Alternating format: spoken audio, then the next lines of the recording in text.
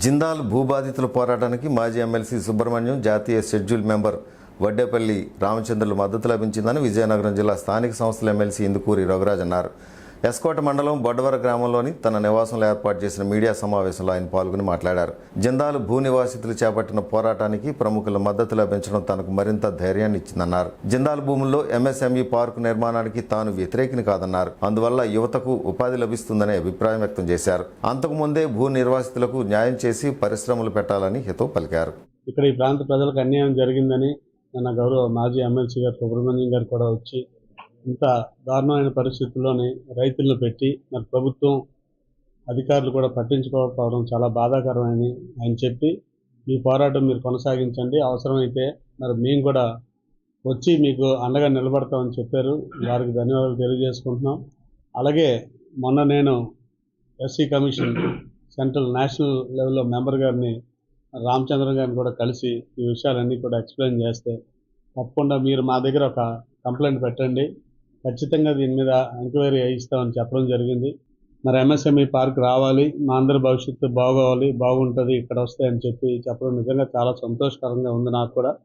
ఎందుకంటే యువత అందరూ బాగుండాలి, యువతకు అవకాశాలు రావాలి, యువతకు ఉపాధి రావాలని చెప్పి ఈ ప్రాంతంలో ఉన్న రైతులందరూ 18 సంవత్సరాల క్రితమే వాళ్ళ తాత తండ్రుల దగ్గర నుంచి కూడా సంపాదించుకున్న భూములన్నీ కూడా మరి అతి తక్కువ ధరలకే త్యాగం చేసి ఇచ్చినట్టే. ఎందుకంటే ఇక్కడ ఉన్న వాళ్ళు ఎక్కువ మంది గిరిజనులు, హరిజనులు, వాళ్ళ చదువుకున్న వాళ్ళు ఎంత తక్కువ మంది ఉన్నప్పటికీ కూడా మాకే కాదు బాబు చుట్టుపక్కల ఉన్న ప్రాంతం అంతా అభివృద్ధి చెందుతుందని ఆ రోజే మీలాంటి యువకులందరి కోసం మరి వీళ్ళైతే భూములు త్యాగం చేసి ఇవ్వడం.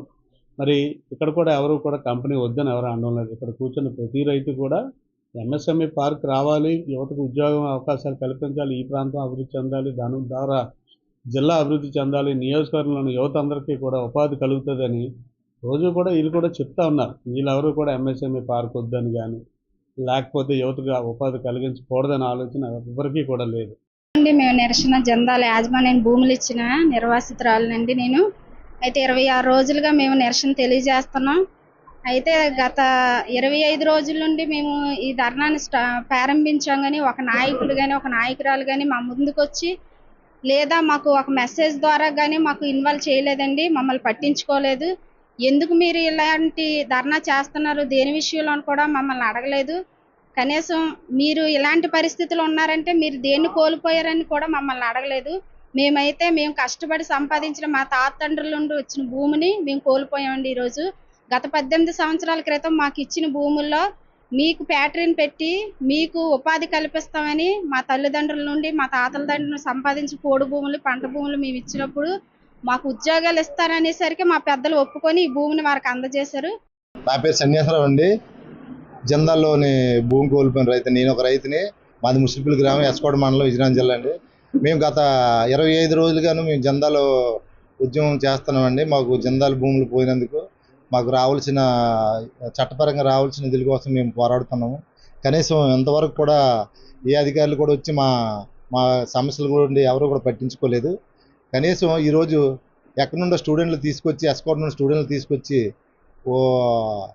జిందాల్ కోసం కంపెనీ రావాలని కోరుతున్నారు. వాళ్ళు మంచిదే, కానీ మేమైతే కంపెనీకి వ్యతిరేకం కాదండి. మేము కూడాను మాకు కంపెనీ కావాలని ఆనాడు భూములు ఇచ్చాము. నేటికి 18 సంవత్సరాల భూములు ఇచ్చి కనీసం ఇప్పుడు వచ్చి ఏది చేయలేదు. ఇప్పుడు ఎవరినో తీసుకొచ్చి అలాగా చేయడం వల్ల మేమేమో దాన్ని చెడ్డపడి, నాకు 2 కొడుకులు ఉన్నారు, మా పిల్లలు కూడా రేపు ఉద్యోగంలో కూర్చోబెడతాము. మాకు ఉపాధి కావాలి, ఉద్యోగ అవకాశాలు కావాలి. కానీ ఒకటి ఈరోజు పోలీసు వారు కూడా ఒకటి గమనించాలి. ఏంటంటే సెక్షన్ 30 అమల్లో ఉందని చెప్పారు. ఆ 30 అమల్లో ఉందన్నప్పుడు మాకు ఉద్యమాలు చేసి మేము భూములు పోయిన రైతులు ఈరోజు మేము ధర్నాలు చేస్తూ మా బాధలు మేము ప్రభుత్వాన్ని తెలియజేస్తుంటే మా మీద బైండ్ కేసులు వేశారు. కానీ అది ఎంతవరకు అంట ఈ సెక్షన్ 30 వాళ్ళకి అమల్లో లేదా? ఈరోజు వాళ్ళకి అమల్లో లేదా? వాళ్ళకి మరి వర్తించదా ఇది? అది పోలీసు వారు ఒకసారి దయచేసి మా దయించి గమనించాలి.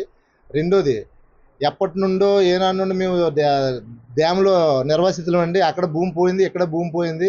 అప్పుడు మాకు న్యాయం జరగలేదు, ఇప్పుడు మాకు న్యాయం జరగలేదు.